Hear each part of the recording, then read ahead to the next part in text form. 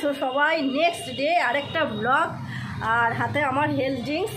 কেন কি আমি খাওয়া দাওয়া করেই হেলথ ড্রিঙ্কসটা খেয়েই যাবো গোপা ক্রিয়েশনে। আর কালকে যে গাছগুলো নিয়ে এসেছিলাম সেই গাছগুলো আজকে সকালে লাগানো হয়ে গেছে।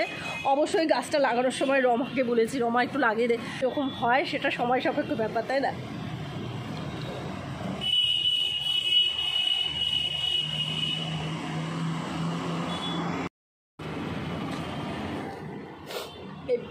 গাছগুলো একখানেই রাখা হয়েছে, কয়েকটা রঙের জাস্ট ফুল নিয়ে এসেছি, রঙটা নিয়ে এসেছি।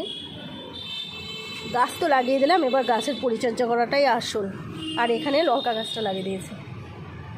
ছিলাম নারকেল গাছের মতন বললাম না, এই গাছগুলোর নাম ঠিক আমি জানি না। এই যে এই গাছগুলো সিঁড়ির দুপাশে রেখেছি এখানে। আর জাস্ট লাইটটা জ্বালাতে পরে এই যে এখন না দিনের বেলায় ঠিক মানে বোঝা যাচ্ছে না, লাইটটা এখানে পড়ছে না। এই জায়গাটা আমার অনেক লাইট টাইট দেওয়ার ইচ্ছা আছে। আর ওই যে ভেতরের ফুল টুলগুলো ওগুলো সরিয়ে দেবো, সরিয়ে দিয়ে জায়গাটাকে পরিষ্কার করে নেব। আর এখানে ফেয়ারি লাইট, এই গাছগুলোর সাথে ফেয়ারি লাইট দেবো। ফেয়ারি লাইট দিলে পরে হবে কি কোনো কানেকশানের দরকার পড়বে না। আর এইখানে ধীরে ধীরে ওয়্যার ড্রপের মতন করে নেবো ওই থাকগুলোতে, তাহলে জায়গাটা একটা দেখতে সুন্দর হবে।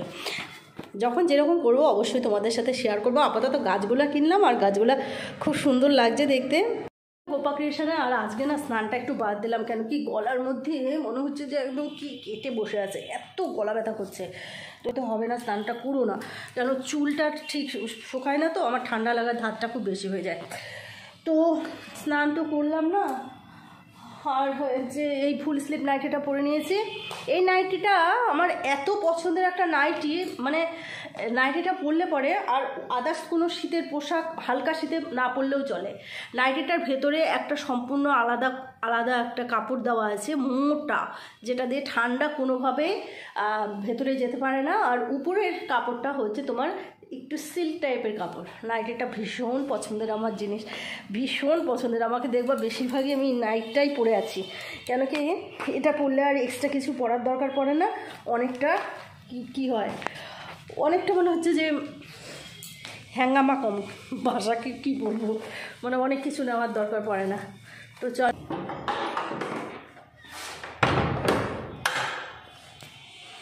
নেক্সট ডে সকাল সকাল ফুল দেখিয়ে স্টার্ট করছি। দেখো গাঁদা গাছগুলো কালকে লাগিয়েছি। আমার গলাটা কিন্তু শুনতে একটু তোমাদের অন্যরকম মনে হতে পারে, কেন কি আমার গলার ভীষণ প্রবলেম, গায়ে কিন্তু এখনও টেম্পারেচার আছে। তবুও ব্লগ তো করতেই হবে, কেন কি অনেকেই ব্লগের জন্য ওয়েট করে। তো এই গাছটির ডালটা না কালকে কেমন করে একটু ফুলটা না হয়ে গেছে, ভেঙে গেছে। যাই হোক পূজায় দিয়ে দেবো। ফুলটা কেমন করে ভেঙে গেছে। আর এই গাছগুলো বেশ সুন্দর লাগছে সকাল সকাল গাঁদা ফুলগুলো দেখতে, তাই না? এই গাঁদাটা এখনও অনেকটা ফুটবে, দেখেছো কুড়িগুলো ভিতরে আছে। এটাও একটা অন্য ধরনের গাঁদা ফুল। আমাদের বাড়িতে আরেকজন অতিথি এসে বাসা বেঁধেছিল, এর মধ্যে ছানা হয়েছিল, ডিম ফুটে ছানা হয়েছে, কিন্তু ছানাগুলো বড় হয়ে না উড়ে গেছে। এখন আপাতত ওরা নেই এই বাসাতে, বাসাটাও বেশ ভাঙা ভাঙা হয়ে গেছে। কিন্তু বাসাটা যতদিন ছিল ততদিন পর্যন্ত আমি খেয়াল রাখতাম যে বাসাটা যেন ঠিকঠাক থাকে, আর বাচ্চাগুলো যেন ডিম ফুটে বড় হয়, বড় হয়ে আবার উড়ে যেতে পারে। আমার আর সব অতিথিরা এখানে দেখো ঘুম ভেঙে গেছে, কিন্তু উঠবে না, কেন কি ঠান্ডা ঠান্ডা ঠান্ডা, লিও ঠান্ডা কীভাবে শুয়ে আছে দেখেছো? সব ঠান্ডায় জড়ো সরো। লিও তুমি তো উঠে গেছো, তবুও তো উঠবে না, মায়ের কাছে শুয়ে আছি বাবা। লিও লিও আজকে ডলিদি এদিকে রান্না করছে। ডলিদি কি রান্না হচ্ছে আজকে? আজকে মুসুরের ডাল, ভেজকলি ভাজা আর চিকেন, আর আমাদের মাছ ভাজা। চলো দেখি কি কি হচ্ছে। ওইদিকে হচ্ছে মুসুরির ডাল সিদ্ধ, এখানে এখন আলু পেঁয়াজ কলি ভাজা হবে। আলু ভাজা আছে, বাবির আলু ভাজা আছে, তাও বাবি খাওয়ার সময় আলু ভাজা করবো। আর এই তো আমার গলাটা এত ডিস্টার্ব, গলার সাউন্ডে অন্যরকম মনে হচ্ছে আজকে আমার।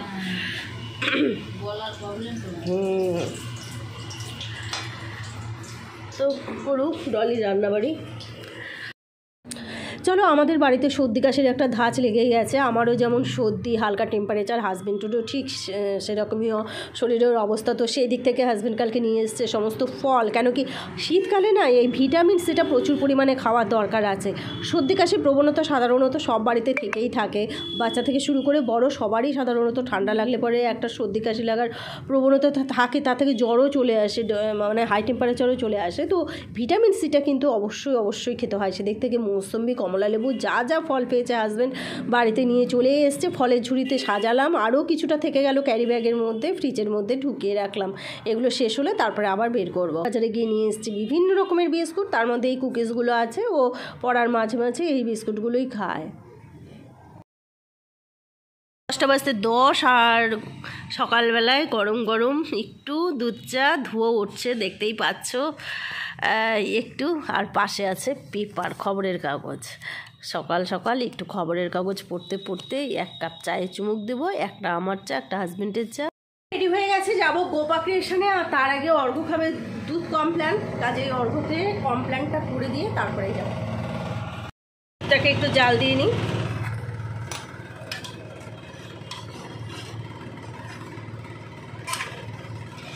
এটা আমাদের দুধেরই বাটি, ওই জন্য দেখতেই পাচ্ছ ধার দিয়ে দুধের চাচেগুলো লেগে আছে। তো যাই হোক,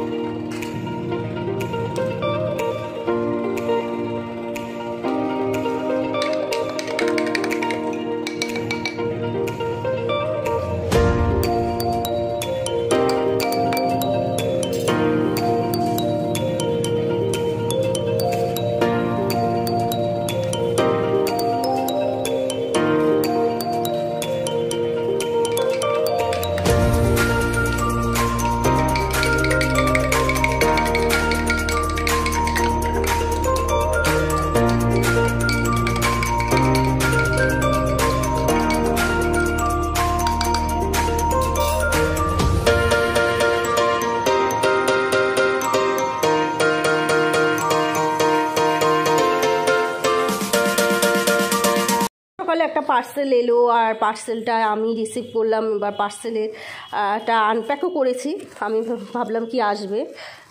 তো যাই হোক, এসছে অর্ঘ্যর একটা সেকেন্ড ইয়ারের বই। এই সেকেন্ড ইয়ারে ওদের প্যাথোলজি বিষয়ে শেখাবে, মানে কোর্স আর কি। তো তারই বই অলরেডি চলে আসছে।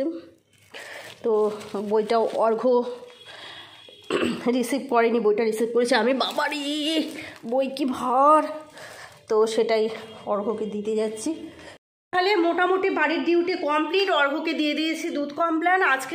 আর গলাটা যেহেতু একটু ছ্যানছ্যান করছে বা গায়ে একটু টেম্পারেচার আছে, সেই জন্য গলাটাকে একটু অন্য দিক আটকিয়ে নি, সেই জন্য স্নান টান করিনি। 2 দিন হয়ে গেল স্নান করছি না, কেন কি গায়ে যথেষ্ট টেম্পারেচার ছিল, কালকেও ছিল, আজকেও আছে। সকাল সকাল একটা ক্যালপল খেয়েছি, 3 বেলা 3টা ক্যালপল খাচ্ছি। তো আজকের মতন ব্লগটা এখানেই রাখবো। নেক্সট ব্লগ তোমরা অবশ্যই ফলো করো। যদি কারো ভালো লেগে থাকে তাহলে লাইক করে দিও, সাবস্ক্রাইব করে নাও চ্যানেল আমার my family my life Bengali blog. আর নোটিফিকেশান তো অবশ্যই চলে যাবে। ততক্ষণের জন্য গুড বাই, টাটা।